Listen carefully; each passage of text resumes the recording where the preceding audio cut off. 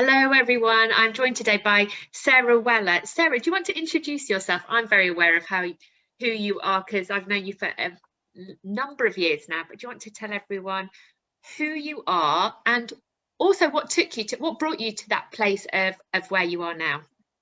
Hi Karen, lovely to see you this morning.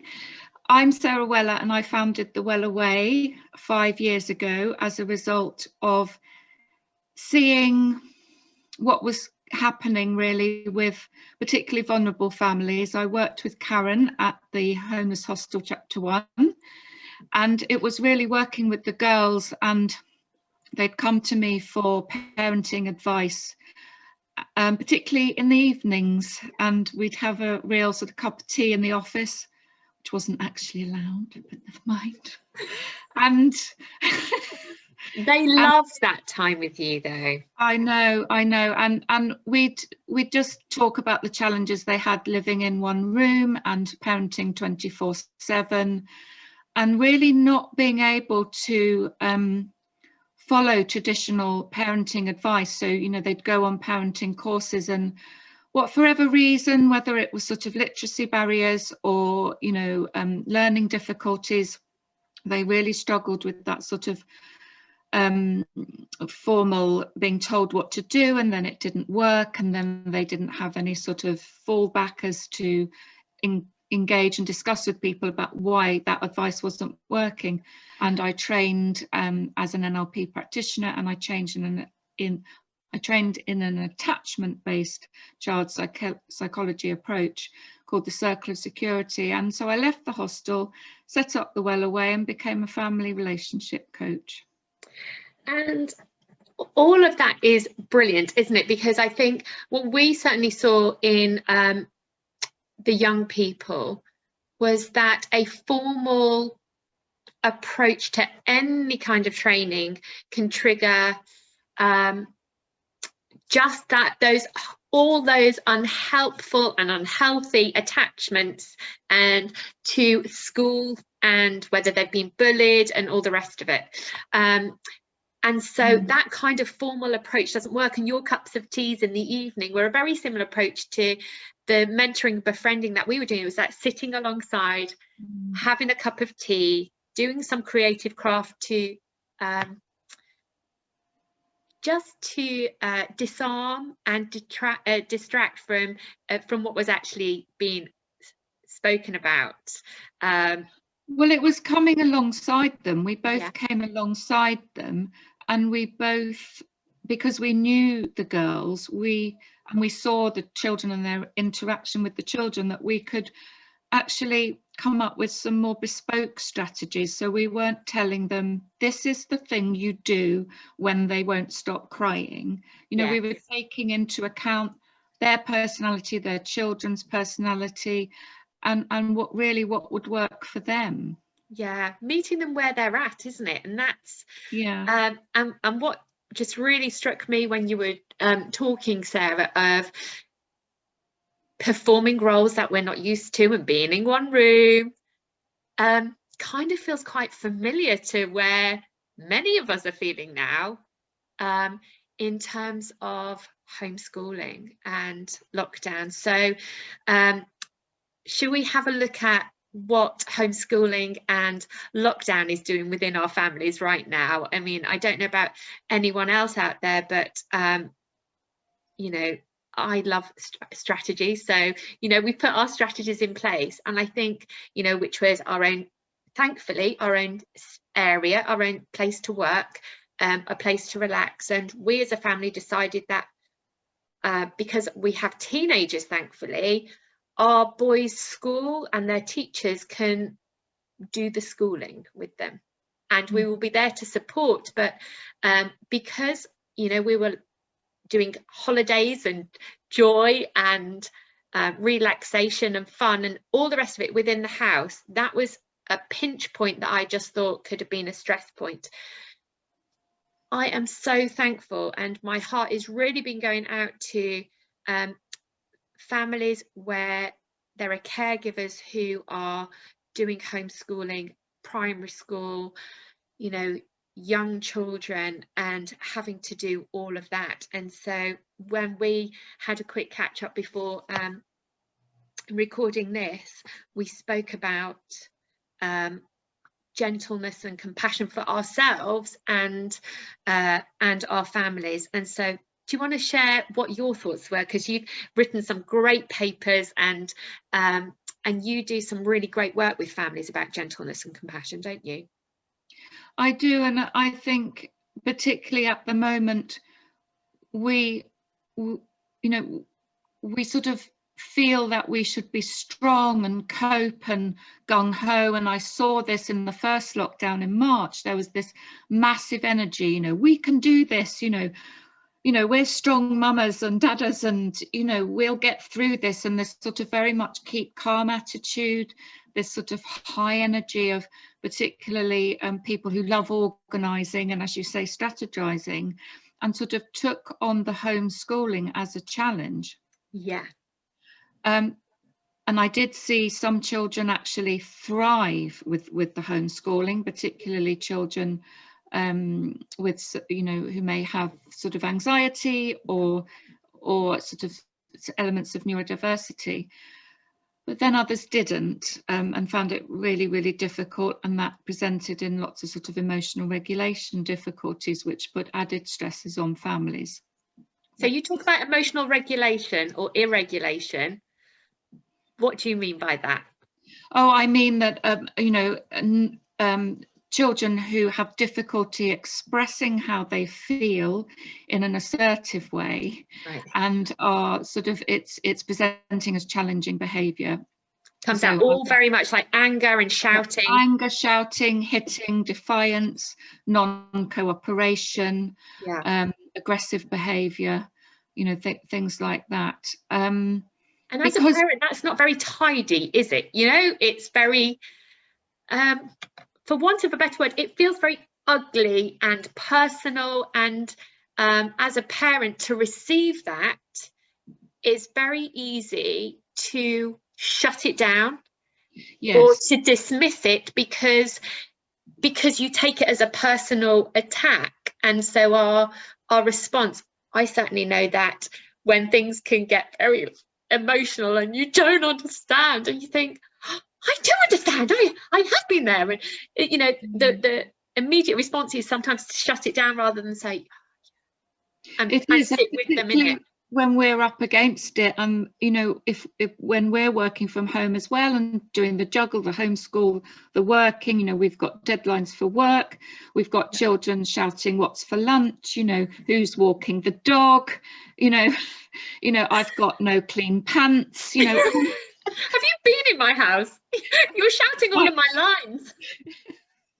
It's sort of, I can't, it's understandable that you may feel that you haven't got time to actually deal with that in the moment and right now, and so our instinct, yes, is to shut it down, hope it will go away, but actually that's adding fuel to the fire, because children are feeling unheard, not listened, not validated, which is why I always go back to good old Dan Siegel, because his advice is very, very short and quick in that moment, to use the name it to tame it strategy. And if you can remember to do this in those moments, it can really make a significant difference. And name it to tame it is very, very quickly focusing into being out of it rather than in it. Okay. So you're an observer. Yeah. You're thinking, what is the emotion? Yeah. First of all, is it anger? Is it frustration? So it doesn't actually need to be anger. Is it sadness? Is it fear? A lot of time, isn't it? Fear, anxiety. Yeah. Or is it that they're just generally at the bottom of the Maslow triangle and they're tired? I would always start at the bottom of the Maslow, actually, with tiredness and hunger. Oh, yes. Hunger, I think, is a big thing, because particularly when we feel, well, I know that when I'm sort of, you know, a bit fearful or teary or anxious, I just want chocolate. You know, I don't want to go and eat the healthy fruit bowl. So often, once you've dismissed the sort of layers, is it, you know, that, then you can work upwards. And, you know, there is a lot of unmet needs at the moment for our children and us, of course, and but ourselves, yeah. It's connection, it's time if we're homeschooling, because don't forget that children like life compartmentalized. What's in compartments? Sorry. And so, you know, you went out to work, then when you were home, unless you were self-employed, but generally we'd go out to work, we'd come back, then our time would be with our kids, and they'd go to school, and then their time would be with us. But of course, these are blurred lines now. They're not used to that. They don't actually really, particularly young ones, teenagers obviously might you know, be more sympathetic, but young ones think, well, mummy's home, daddy's home, you know, that means playtime. You know, that means it's time to play, it's time to do stuff together. So with littlies, it's really hard for them to understand that you have actually got to shut yourself in a room and do some work. So that's, you know, lowers their tolerance and lowers our tolerance. But going back to the name it to tame it, it's working out what the emotion is, then what the need is. And often the need is connection at the moment, connection to know that everything's all right. There's a lovely, I was flicking through my Bible this morning trying to find a few quotes for this, and literally the first page that fell open was Luke, and it's that bit about we must listen, and it leapt out the page to me, and I thought, goodness me, this is just the right thing for everybody right now. No solutions, no trying to fix things. Listen, listen with empathy, because that's above all is what people want. And don't forget that when the brain is stuck in a stressful response and fight or flight response, the thinking brain goes offline anyway. So you might as well be talking a foreign language if you're trying to offer people solutions, because they can't actually take it on board anyway, because that prefrontal cortex thinking brain has switched off anyway. They just want to be heard. They just want to feel loved and feel that connection with you. And sometimes that is so helpful, Sarah, about that listening. And isn't it amazing? I love it when, you know, we can read something 1,000 times in the Bible, and that the living and breathing of it is that, you know, it comes afresh and totally irrelevant to what we find on that day. And I probably would miss that, but literally I dropped the Bible and that's the page that came open. Wow, that's incredible. Sometimes it's it speaks into what I was thinking as you were saying about that listening, though. Some of our young, because I've got two boys, and one's very vocal and one's much more of an introvert processor, and listening isn't sometimes listening to their words, is it? Sometimes that's listening to, because I know that with one of mine I definitely have to listen to his words and be in that space, and it will be very noisy and active, and I need to you know, go into that space. With my other, listening to his needs is actually sometimes just sitting next to quietly. When he's working, like this morning, he had some work to do, and listening to him and listening to his needs this morning was just sharing that space and making him pancakes, which were going to be eaten after he's done his work. And so, yeah, listening isn't always a noisy thing, is it? And it's no, and it's often we listen to reply, and often we don't allow that sort of stillness or that pause. And sometimes instead of, you know, asking the questions or trying to offer the solutions, which we may naturally want to do as a parent, it's quite nice to use an active listening technique, which is simply just to repeat what they've said. So if they say to you, I can't do this maths. So, okay, you can't do this maths. And then, you know, so letting that conversation be still and quiet, because then you're more likely to, they are more likely to fill the pause and add to that. So yeah, it's just giving it some time and not forcing the conversation, I guess, and just repeating everything that they're saying, because sometimes when you repeat back what they're saying, it helps them make sense of it. And what you've just said is, I've read your wonderful paper on nurturing gentleness and compassion, and it says about mirroring the language that they use so that they do hear exactly what they are saying. So going back to name it to tame it, what that might look like, I wonder, can we do like a little example of what that might look like? So I might be a 7-year-old, out of control, not wanting to go near the dining room table, the kitchen table to do their maths. I don't want to do maths. I don't want to do maths. No, no, no, no, no, no, no, no, no. Or, you know, just wanting to go to their room.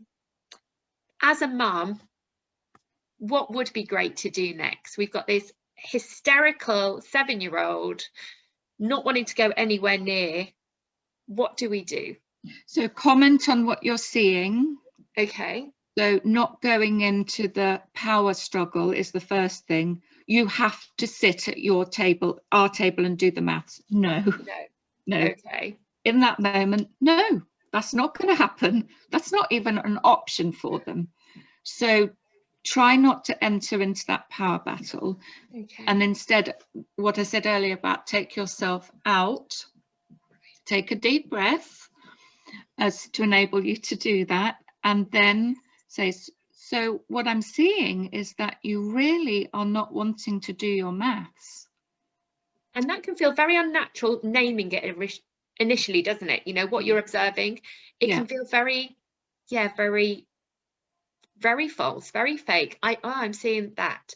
But it will become more natural the more that you do that. Yeah, so you're just commenting on what you're noticing, and it's very factual. Yeah. So there's not any sort of emotion attached to that. So, and it's good to go into some sort of curiosity sort of or playful stance. Yeah. So you're, I see that you're really not happy about wanting to do your maths today. I wonder what's going on for you, or you know, I'm curious to know what that's like for you. You know, what's going on. So you're asking these sort of very sort of curious, open questions. And you're asking open questions as well, so they can't say yes or no. Yeah, I wonder what is going on. Yeah, and rather than saying why, because they won't know why. Yeah, of course. But if you say, I wonder what's going on right now, you know, and you may get an answer from that. Well, you know, it might be, I haven't finished playing with my Lego and I was trying to build a tower and I nearly finished it, and then you've called me down and told me I have to do my maths. You know, so you might get the answer, or it may be, well, you know, you may get this sense of what they actually want to do instead, and it may be quite give you a little opener to negotiate. So a lot of this is about not trying to control and being, if you're having battles with homeschooling, is to try and be more child-led. And I know that's counterintuitive because, you know, school is very structured, and obviously you don't argue with the teacher and say, I'm not doing maths now, I want to, you know, do my reading instead. You can't do that at school. And so it's counterintuitive to be child-led, but you will get better results. So, for example, I would personally let them finish the Lego. Yeah. Take a picture of it on your phone if you've got a phone. Yeah. So they've got a little record of that, and and then ask them about the enjoyment of making that. So have a little conversation about that, put that to bed, and then ask them and then ask them, maybe have a distraction to get to them to the table. So let's have a hug and a glass of water and an apple, and then why don't we start your maths together? Yeah. So you're coming alongside them. Yes. That's the key. You're connecting. So that's one of Dan Siegel's things, connecting to correct. Connect to correct. Oh, that sounds good. Coming alongside them, and then by the time you've talked all about the Lego, they've probably forgotten that they were cross about the maths. Yeah. And I know you say a glass of water and an apple, but in our case, I mean, I never thought I would bribe a child, but when you said that, I thought I'm already visualizing chocolate buttons on a table to get them there, because it's at this stage, it's we are not teachers, and even teachers who are teaching their own children, it's very different than a school environment, isn't it? And we want to retain, we want to keep our love on, that's like, we want to keep our love on as parents. We want to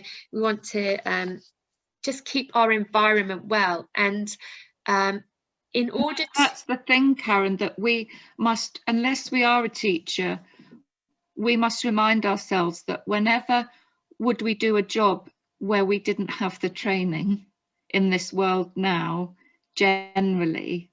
Yeah. And our children want us to be their caregiver. Yes, they do.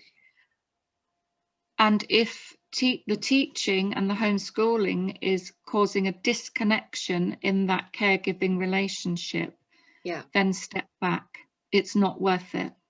It really isn't worth it. It's really not. No. Because we've seen when things unravel, haven't we? And one of my children has just had their 16, they're almost 16, and just had their GCSEs cancelled. And we've said right from the start, within our family unit, all of our emotional and mental health is our priority for this time.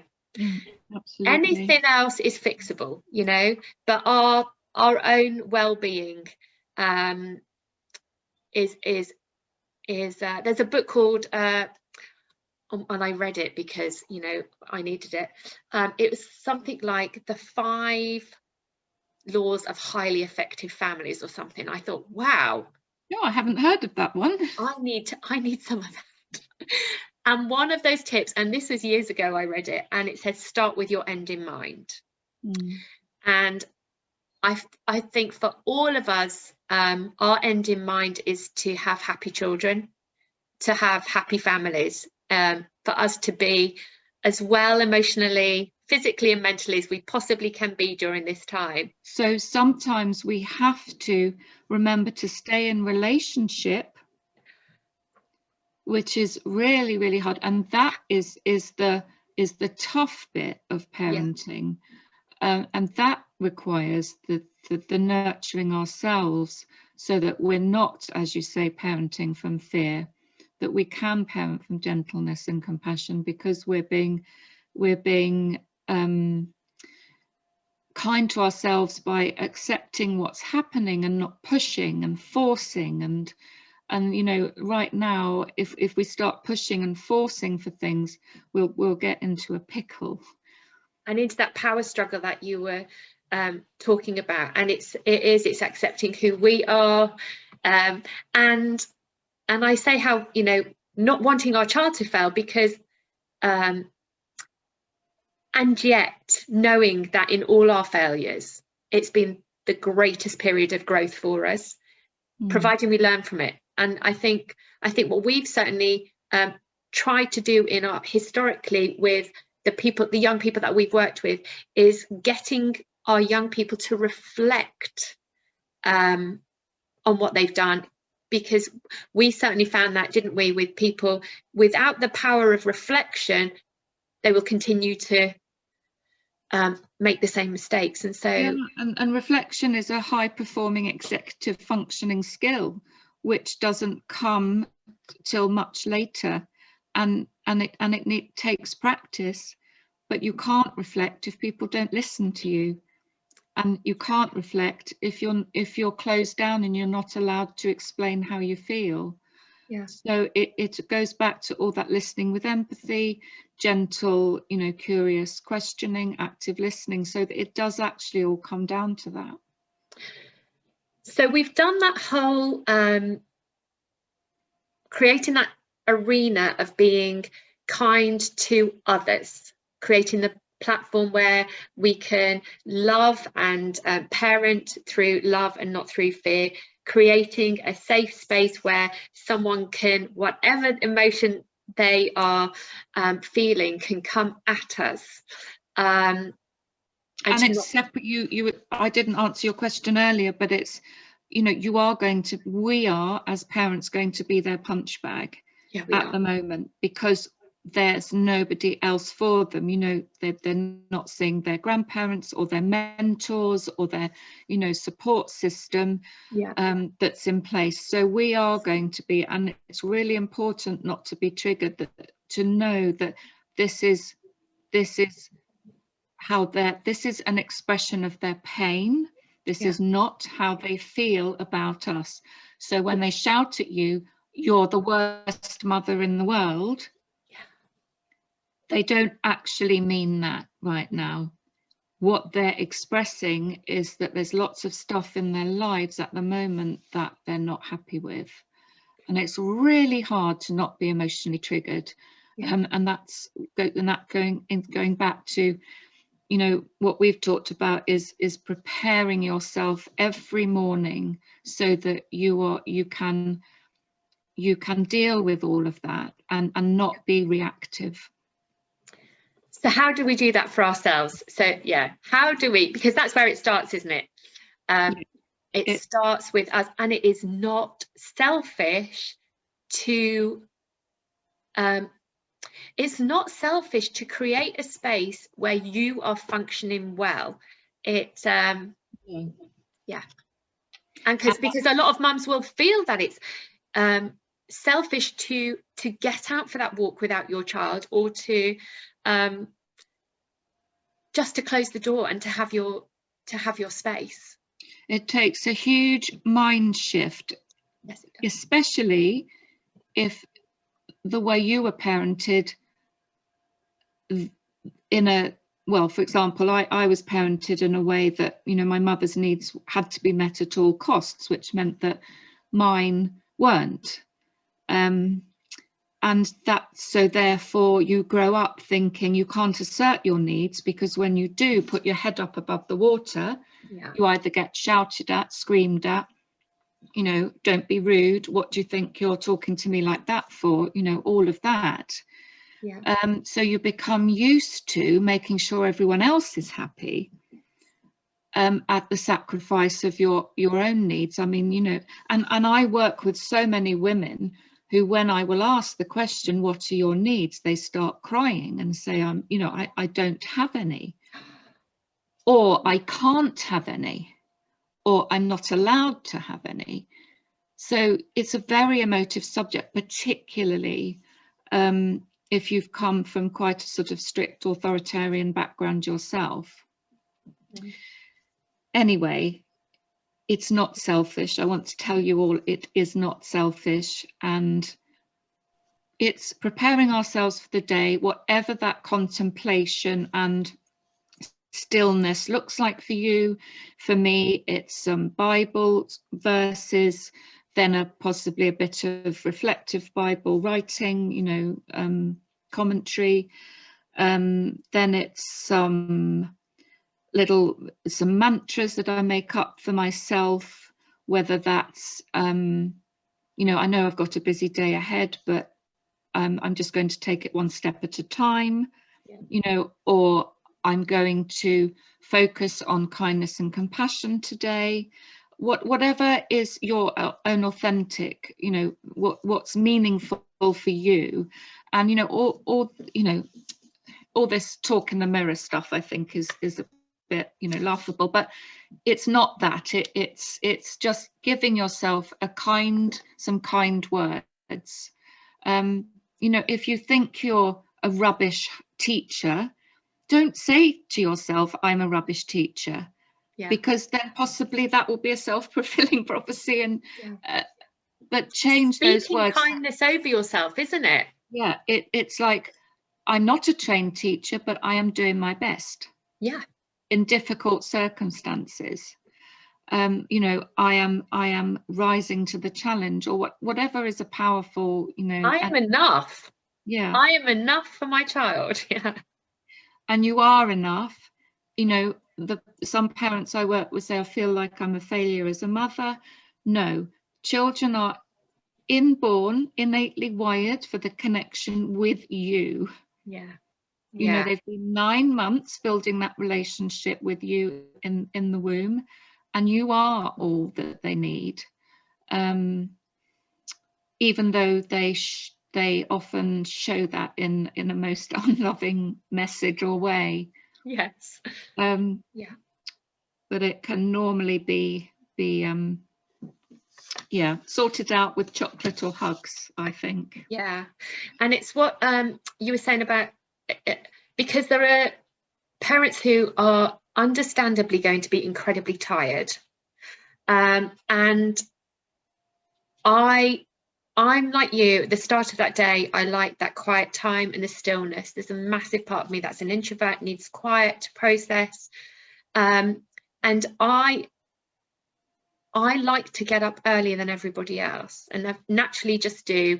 And I go downstairs and sit in the snug and have that just silence, that I can just sit before God and kind of open hands, like, this is all I have. Will you fill me with enough? I don't know about you, but it's taken me years to allow myself to do that without any guilt, because as a busy working mum, right, I'm up, I've got to get going, I've got so much to do. So it's counterintuitive. It really is. Charge yourself into the day. Yeah. But by charging into the day, you're not actually resourcing yourself with what you need. So to take that time, or if you can't take that time, you know, if you've got babies to feed and blah blah blah, try and do it. I know this sounds but try and do it when you're doing other things. So when you're boiling the kettle, or you're, you know, preparing the food, just take a moment to speak nicely to yourself then, or take some deep breaths. So, you know, a great tip is to do something while you're waiting for the kettle to boil that's for you. So some grounding work, some breath work, some just staying still rather than charging around the kitchen, or maybe putting laundry in. So multitasking, just use that moment of stillness there while the kettle's boiling. If you're really, really strapped for time and you've got quite a lot of stuff going on around you. My friend Katya, who's doing some breathing exercises with us, said that she finds time to breathe. She tells herself the moment that she's about to scroll on her phone, just to stop and breathe. And or if we're driving for whatever reason at the minute, to breathe and to be comfortable not putting the radio on and having a silent journey, just to collect our thoughts, or walking. It is to create that space. And also, if we're the sort of person that is uncomfortable with stillness because we've always got our sort of self-esteem and brownie points from our parents for being busy and achieving all the time, we lose that sense of being, because we feel we're always doing, because we have to prove our worth. And especially, I know I certainly felt it when I wasn't working, when I was bringing up, you know, I took a few years out to bring up the children, but to try and justify our worth, we achieved stuff. Yeah. And one of the biggest things at the moment is to concentrate on being rather than doing, because a lot of doing brings frustration. But this morning, you know, I said to you before we started recording, I woke up angry and I walked the dog and I consciously did breath work the whole way around the woods. Yes. And I've come back and that anger's gone. It really, really works. It really does. Now, something else which is something that I've been mindful of recently is limiting my caffeine. Yes. Because as we go along the path of life, we sometimes find ourselves awake in the night or whatever. So keeping hydrated, like lots of water for our caregivers. And I stopped drinking caffeine between midday and 2. So I have a couple of coffees in the morning, decent coffees. And then I stop to allow, because it says it takes 6 hours for caffeine to get out of our system. And what I also noticed, Sarah, with the caffeine thing is if I'm triggered, I know that if I've had quite a lot of caffeine, I know that my tolerance levels aren't as contained, shall we say, as they potentially could be. Caffeine is not anxiety's friend either. No, it's not. So I would wholeheartedly agree with that. I'm a great believer in the power of Mother Nature, plants. You know, if you are able to buy things like lemon balm tea, lime flower tea, they're all very, very soothing for the nervous system. But if you've got just plants in your garden, nettles make a great tea, thyme, bay leaves. Bay leaf is quite sedative. So if you really are feeling really jittery and angry and overwhelmed, then just pop a bay leaf in a cup of hot water. But yeah, we can just, herbal teas are great. You've done a lovely thing for yourself, haven't you, with herbal teas? Your tea drawer. Yes. Yes, my tea drawer, because it makes me stop work, go down. I've emptied a cluttered drawer. You know, that silly drawer that has all sorts of stupid things. The angry drawer. Yeah, that when you're tidying up, everything goes in. Makes you angry every time you open it. Yeah, so I've emptied that and I've put lots of herbal teas in, and I actually make up my own blends now as well of what I like. I love that. I dry when I'm on a dog walk, I will pick plants. I'll pick nettles and dry them. Nettles are very, very cleansing, and they're a real tonic to it's particularly if we're feeling sluggish and fatigued. Nettles are brilliant. And smell is also great for changing our mood. I know that you also do Neil's Yard. I do. I mean, I'm a great. I wouldn't be using lavender at the moment because it can sort of send you the other way, or it can make you more overstimulated. So, you know, if you've got I love the citrus ones at the moment, very balancing. So things like orange and mandarin, lemon for focus. You know, if you're struggling to concentrate with your job and your work, then rub a sprig of rosemary in your hand and inhale the rosemary from your garden if you're lucky enough to have it. Or just, you know, I just sometimes take my cup of tea outside and walk around the garden and consciously, you know, smell whatever's there, and listening to the birds really helps me as well. I find that really, really soothing. Just using what's there that Mother Nature has you know, and God's created for us. Something else that you put on your ideas for personal compassion is that being with your own feelings without judgment. Yes. And we talked about resilience a little bit earlier, and I know that there's definitely been, I remember there was a weekend just before I got sick, actually, where I was very emotional for 2 days. I just thought I didn't have that, like we talk about taking our mind captive and, turning it around. And I just didn't have the resilience and the tools that weekend.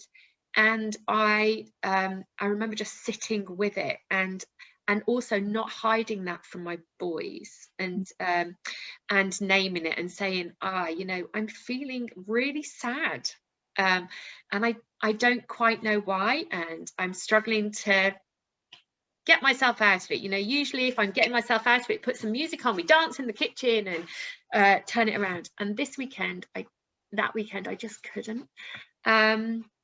Because our logical brains always want to know why. Yes, isn't it? And have we want that justification so that we can make it okay, but we actually don't need that justification to make it okay. It's perfectly, it's part of our life, as humanity, to experience feelings, and that's okay. But feelings come and go, thoughts come and go. They become stuck when we make judgments on them, or try and justify them. So it's just being okay with those feelings. And that's why, again, if our behavior as children has been closed down, and we've been told it's wrong to be angry, or it's wrong to cry. I had a big sob last Sunday, and then I felt so much better. I don't know why I was crying. It just, obviously, lots of pent up stuff. But I felt, I went downstairs. My daughter put some Baileys in a cup of coffee for me, and then the day was wonderful after. Oh, perfect. The final thing you put on your list of personal compassion is delegate, delete, simplify. Yes. Yeah, so that's my DDS. And I think deleting any negative thought patterns that are not working, that are not empowering you, that are making you feel worse about yourself. Yes. And replacing them with more powerful ones. So like I said, I'm a rubbish teacher. That's not going to resource you well. Or so anything that's not serving you well is to delete the negative thought pattern. Delete the idea that we have to keep doing, that we have to keep pushing, forcing. Delete the idea that life is fun, because at the moment we can create our own little moments of fun, but it's just accepting that life is hard at the moment. I am very conscious of, there's going to be some parents who are lone parenting, and they say, I have no one to delegate to. And that is really tough. I do know some people who are struggling with that, and my heart goes out to them. If you have older children, there will be stuff that you can delegate. Even I would say with smaller children, there will be stuff that you can delegate. I would recommend you write a list of every single thing that you have to do that you're finding difficult, and see if you can break it down into little compartments that maybe a child could help with. So, things like children can put shopping away, for example. Children can sweep the floor.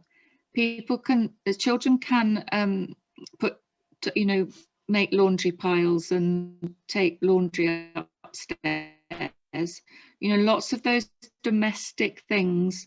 Putting the bins out, laying the table.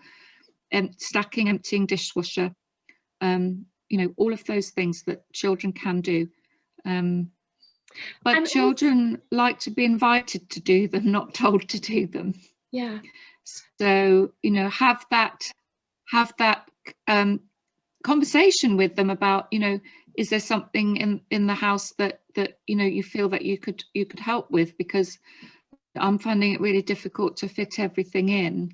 You know, don't be a martyr and in thinking that you have to do everything, that everything stops at your door.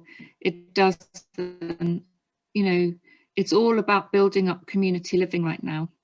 It really is. And I was thinking, because a few of my friends are lone parenting, and because I have a little bit more capacity, because my children, you know, are being schooled, you know, albeit remotely.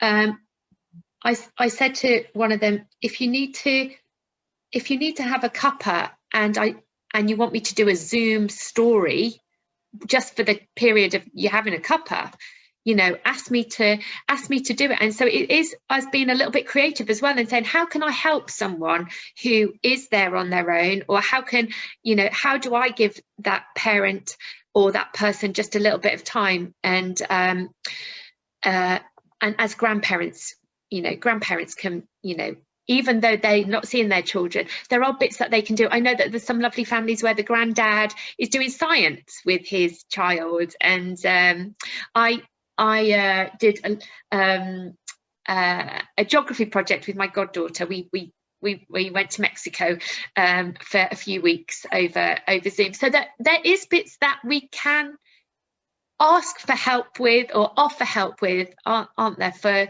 other people and stuff. Yeah, but that's the key thing, is to ask for help. Asking for help is not a failure. Yeah.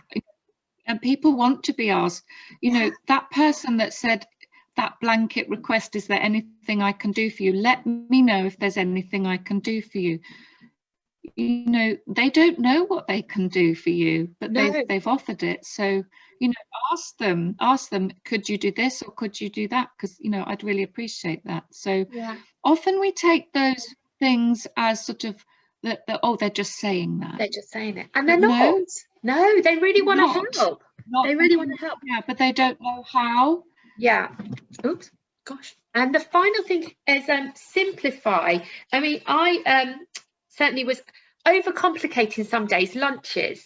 I was talking to my friend the other day, and she said, oh, it's a nightmare. My children are at different schools, their lunch hours are at different times, and I'm having to do lunch one time there and then this, and I said, oh yeah, my boys were a little bit out of sync in lockdown 1, and we were out of sync sometimes with my husband and his lunchtime.